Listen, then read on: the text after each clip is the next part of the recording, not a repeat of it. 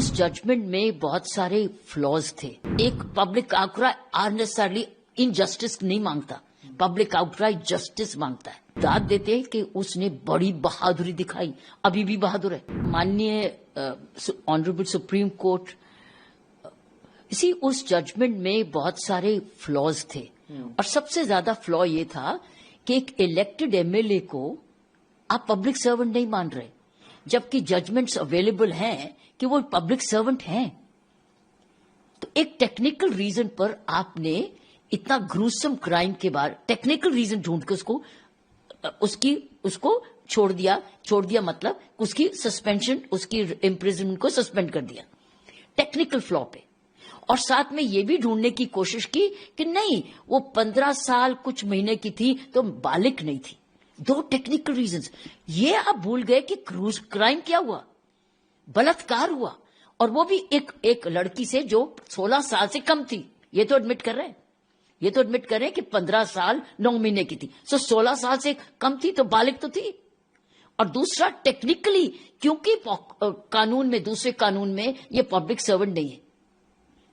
जो व्यक्ति public funds ले रहा है, इलेक्शंस लड़ रहा है, कॉन्स्टिट्यूशन पे आप कसम खा रहे हो कि आप जाके पब्लिक ट्रस्ट को, पब्लिक सेवा में जाओगे और आप रेप करते हो और फिर आपको कहला जाता है कि आप पब्लिक सर्वेंट नहीं हो।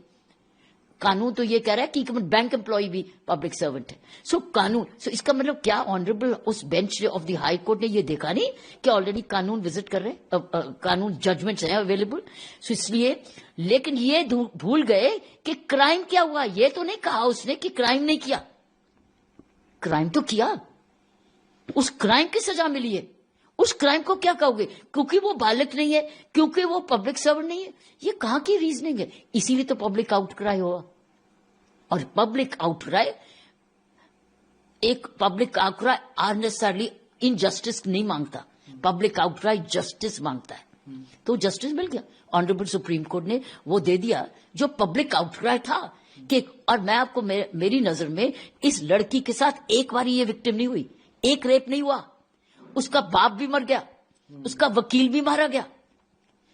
She was a victim many times over, she is not victim once. एक बार ही नहीं विक्टिम हुई है।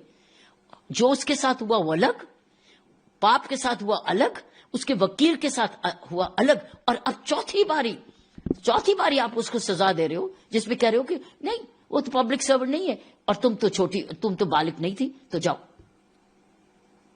इतने ज्यादा। और फिर वो लड़की अमीर नहीं है, वो एक गरीब परिवार की है। उसके परिवार ने किसी हद तक उसके साथ सपोर्ट किया और खुद विमेन वॉलंटियर्स ने उसको सपोर्ट किया शायद। लेकिन दाद देते हैं कि उसने बड़ी बहादुरी दिखाई, अभी भी बहादुर है, अभी भी छोड़ने को नहीं तैयार है। इसीलिए जब उसने आवाज उठाई और उसके साथ जो विमेन वॉलंटियर्स थी जो जुड़ी हुई हैं, उन्होंने आवाज उठाई सारे देश को। और फिर मीडिया का रोल तो था ही, मीडिया ने उसका सारी बात बताई और साथ में जो आर्टिकल्स आते रहे, पेपर्स में आते रहे, उसकी वजह से दरवाजे खड़काने पड़े और सुप्रीम कोर्ट ने आपको न्याय दे दिया, वापस दे दिया। लाइफ इम्प्रिजनमेंट तो लाइफ इम्प्रिजनमेंट 20 साल होती है, इसमें तो 20 साल जाएगा। उसमें एक फादर की डेथ के मर्डर के लिए तो 20 साल है, लेकिन इसको 6 साल क्यों आपने? इसीलिए मैं समझती हूँ सुप्रीम कोर्ट ने वो दिया जो जस्टिस डिमांड कर रहा था, बनता भी था। और टेक्निकल फ्लॉज बहुत ज्यादा थे जो मैंने भी पढ़ा जजमेंट्स के बार, क्योंकि बहुत अच्छे वकील आपके मीडिया पे आए हैं, उन्होंने एक्सप्लेन किया जजमेंट्स को, पुरानी कोर्ट की जजमेंट्स को। तो क्या उन जजमेंट्स को भी अनदेखा कर दिया उस हाई कोर्ट के बेंच ने? तमाम भद्दे कमेंट्स किए जाते हैं उसको लेकर के। उसके पिताजी अभी बीएसएफ में हैं, सर्व कर रहे हैं, और इस तरीके का कमेंट, उसकी मौत हो जाती है मारने से, मार पिटाई की जाती है, उसके भाई के साथ भी मार पिटाई की जाती है। कैसे आप देखती हैं उत्तराखंड में ये पूरी घटना, नॉर्थ ईस्ट का वो बच्चा, कैसे आप? इसका जवाब मैं as a former police officer दूंगी। वो ये कि हमारे ग्रास रूट में हमारी जो पुलिस है इस वक्त सिर्फ रिएक्टिंग पुलिसिंग बन गई है लॉ एंड ऑर्डर के लिए जबरदस्त, क्योंकि उसके pressures of law and order इतने बढ़ गए हैं कि हमारी प्रिवेंशन पुलिसिंग ग्रास रूट पे नहीं है।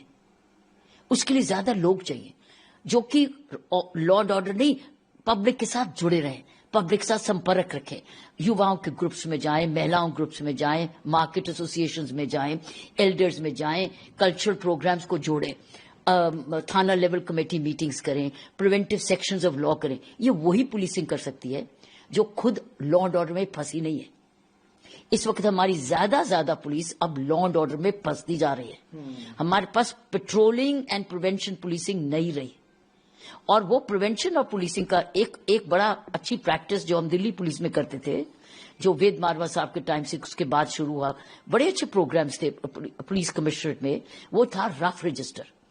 कि हम रफ रजिस्टर मेंटेन करते थे कि जब भी कोई ऐसी रफ बिहेवियर का कोई युवा निकला या व्यक्ति निकला तो हम उसका रफ रजिस्टर पे कोई गिरफ्तारी नहीं, कोई एफआईआर नहीं, रफ रजिस्टर बनाते थे और रफ रजिस्टर में उसका नाम लिखते थे।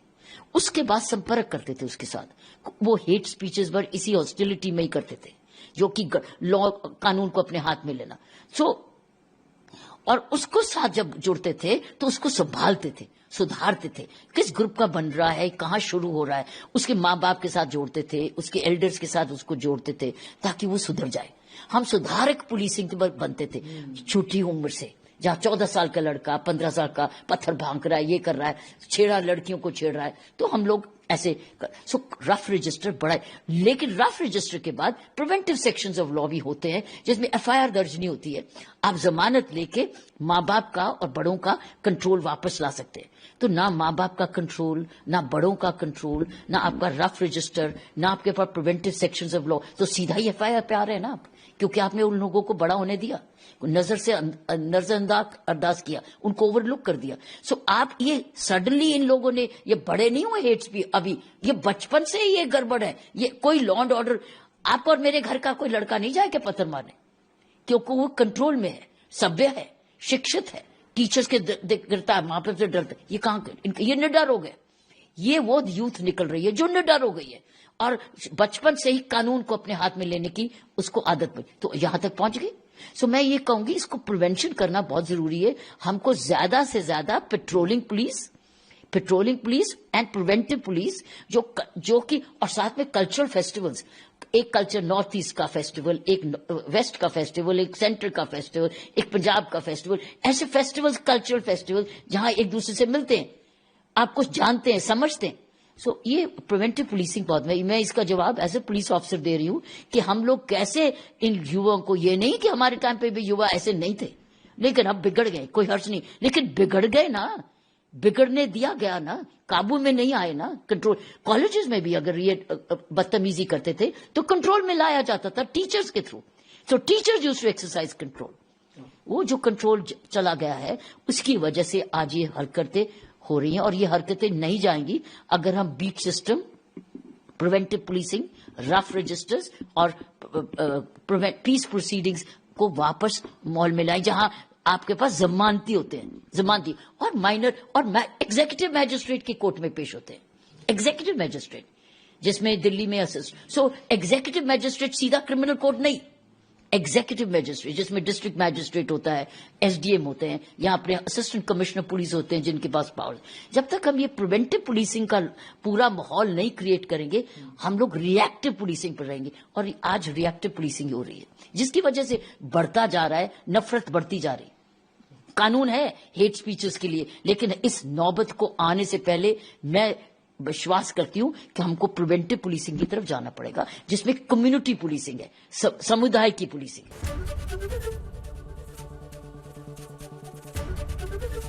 एबीपी गंगा, खबर आपकी, जुबान आपकी।